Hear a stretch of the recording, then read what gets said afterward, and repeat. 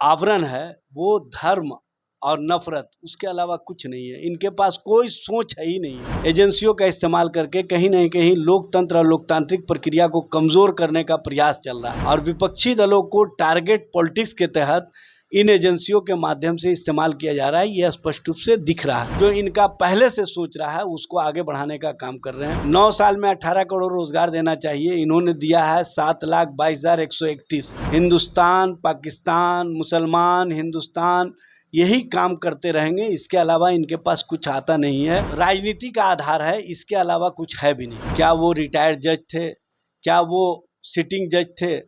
कौन सी हैसियत से वो जांच कर रहे हैं? जो लोकतंत्र और लोकतांत्रिक प्रक्रिया को कहीं ना कहीं अपने अनुसार चलाना चाहते हैं, ये देश स्वीकार करने के लिए तैयार नहीं है। नमस्कार, मैं प्रिंस कुशवाहा, बिहार टॉक देख रहे हैं। देखिए, विपक्षी एकता की बैठक आज बेंगलुरु में हो रही है। ऐसे में सम्राट चौधरी जो कि बीजेपी के प्रदेश अध्यक्ष है, उनका बयान है कि लालू यादव अपने बेटा को मुख्यमंत्री बनाने के लिए गए हैं, तो वहीं दूसरी तरफ सोनिया गांधी को अपने बेटे को प्रधानमंत्री बनाने की चिंता है। इसमें नीतीश कुमार की कोई बात ही नहीं है।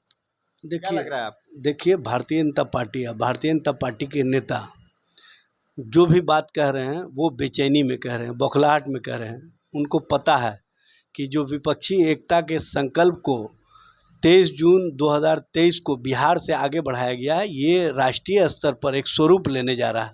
और आज बेंगलुरु में जो बैठक शुरू होगी, कल उसका अंतिम प्रारूप सबके सामने आ जाएगा और स्पष्ट रूप से सामने आ जाएगा कि देश के अंदर मोदी नहीं बल्कि मुद्दे के आधार पर जो विपक्षी दल चुनाव लड़ना चाह रहे हैं, उसमें सभी लोगों की सहमति है और सभी लोग स्पष्ट रूप से भारतीय जनता पार्टी या भारतीय जनता पार्टी की जो राजनीति सोच है उसके खिलाफ मजबूत गोलबंदी के साथ एक आयाम लेकर के सामने आने का काम करेंगे और बताने का काम करेंगे कि किस तरह से हम भारतीय जनता पार्टी और केंद्र की सरकार के खिलाफ मुद्दों के आधार पर जनता के बीच में जाएंगे। भाजपा के विधायक है नीरज बबलू, उन्होंने बयान दिया है कि नीतीश कुमार कमजोर पड़ रहे हैं भाजपा से लड़ने के में, तो पाकिस्तान के पार्टियों को अपने साथ मिला ले। देखिए, इन लोगों के पास कोई अपनी भाषा है नहीं। इन लोगों का जो आवरण है वो धर्म और नफरत, उसके अलावा कुछ नहीं है। इनके पास कोई सोच है ही नहीं है। अगर इनके पास कंस्ट्रक्टिव सोच होता, इनके पास सकारात्मक सोच होता, तो ये जनता के मुद्दों पर सवाल खड़ा करते। कहते कि महंगाई के सवाल पर, भ्रष्टाचार के सवाल पर जो इन्होंने शिष्टाचार का रूप दे दिया और जिस तरह से एजेंसियों का इस्तेमाल करके कहीं न कहीं लोकतंत्र और लोकतांत्रिक प्रक्रिया को कमज़ोर करने का प्रयास चल रहा है और विपक्षी दलों को टारगेट पॉलिटिक्स के तहत इन एजेंसियों के माध्यम से इस्तेमाल किया जा रहा है, यह स्पष्ट रूप से दिख रहा है।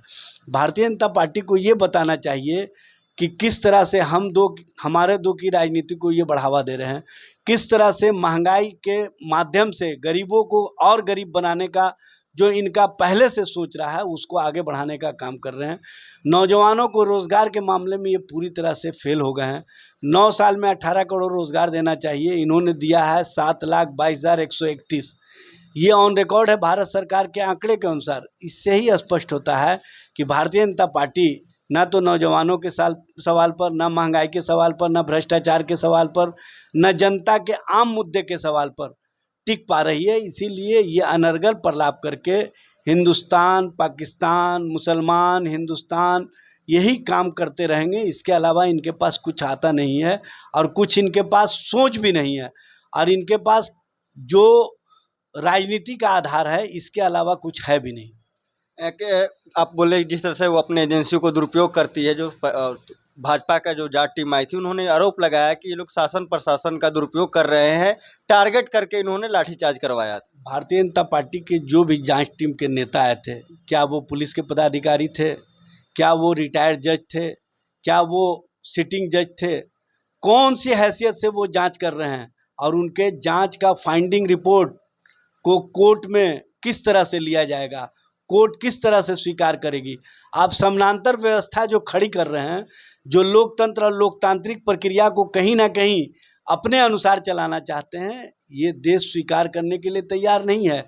आप देश में बाबा साहेब डॉक्टर भीमराव अंबेडकर के संवैधानिक व्यवस्था को कहीं ना कहीं अपने नेता और कार्यकर्ता के माध्यम से जो समाप्त करना चाहते हैं, वो बिहार में चलने वाला नहीं है। बिहार में चलेगा तो जो जांच समिति पटना ज़िला प्रशासन के द्वारा बनाई गई है, उसके माध्यम से जो फाइंडिंग रिपोर्ट आएगा उस पर कार्रवाई और उस पर एक्शन देखने को मिलेगा।